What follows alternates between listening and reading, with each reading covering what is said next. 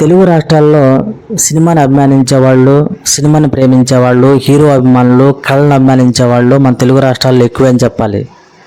ఎందుకంటే ఒకప్పుడు మన తెలుగు రాష్ట్రాల్లో 3,000కు పైగా సింగిల్ థియేటర్లు ఉండేవి. అంతేకాకుండా తొలి తెలుగు థియేటర్ మారుతి థియేటర్ విజయవాడ నుంచే స్టార్ట్ అయింది.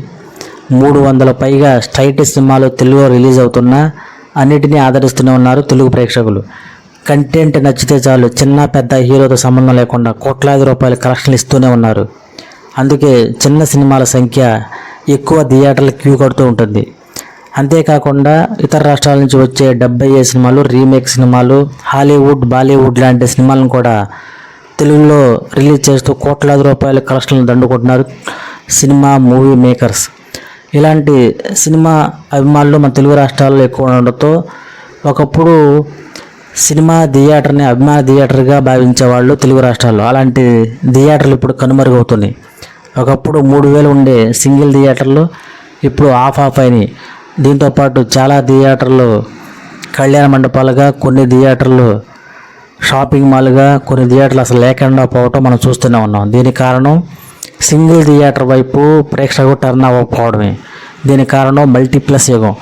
ఈ మల్టీప్లెక్స్ యుగంలో టెక్నాలజీ అప్డేట్ చేస్తూ 4K DTS, Dolby Atmos, central AC, దాంతోపాటు షాపింగ్ మాల్ ఉండడంతో సగటు ప్రేక్షకుడు, movie lovers, family audience, youth అటే టర్న్ అయ్యారని చెప్పాలి.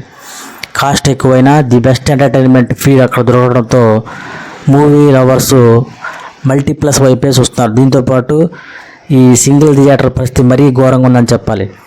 ఒకప్పుడు అభిమాన థియేటర్గా భావించే థియేటర్లు ఇప్పుడు ఆ సందడి కనిపించకపోవడం, దాంతోపాటు రిలీజ్ సినిమాలు థియేటర్ రాకపోవడమే దీనికి కారణం. దాంతోపాటు రీసెంట్గా జరుగుతున్న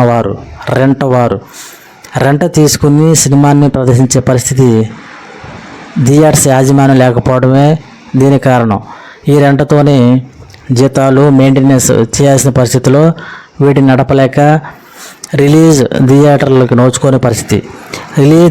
రిలీజ్ సినిమా లేకపోతే ఆడియన్స్ సింగిల్ థియేటర్ వైపు టర్న్ అవ్వడు. మరి సింగిల్ థియేటర్లో లేకపోతే మరి సగటు అభిమాని రిపీటెడ్గా సినిమాని ఎక్కువసార్లు చూసేవాళ్ళు, మూవీ లవర్స్ మల్టీప్లెక్స్లకి నెంబర్ ఆఫ్ టైం ఎక్కువ ఖర్చు పెట్టి చూసే పొజిషన్ ఉండదు. మరి సింగిల్ థియేటర్లే బెస్ట్ ఆప్షన్. ఇలాంటి సింగిల్ థియేటర్ ఉంటేనే రిపీటెడ్ ఆడియన్స్ సినిమాని చూడడానికి ఇష్టపడతాడు. ఫ్యామిలీ ఆడియన్స్ అంత ఖర్చు పెట్టుకుని రిపీటెడ్గా మల్టీప్లెక్స్కి వెళ్ళి సినిమాలు చూడాలంటే ఈ పరిస్థితుల్లో కష్టం. ఇలాంటప్పుడు సింగిల్ థియేటర్లే బెస్ట్ ఆప్షన్ అవడంతో ఇప్పుడు జరుగుతున్న వారిలో సింగిల్ థియేటర్ బతికి తీరాల్సింది. చిన్న సినిమాల నిర్మాతలకు కూడా సింగిల్ థియేటర్లే బెస్ట్ ఆప్షను.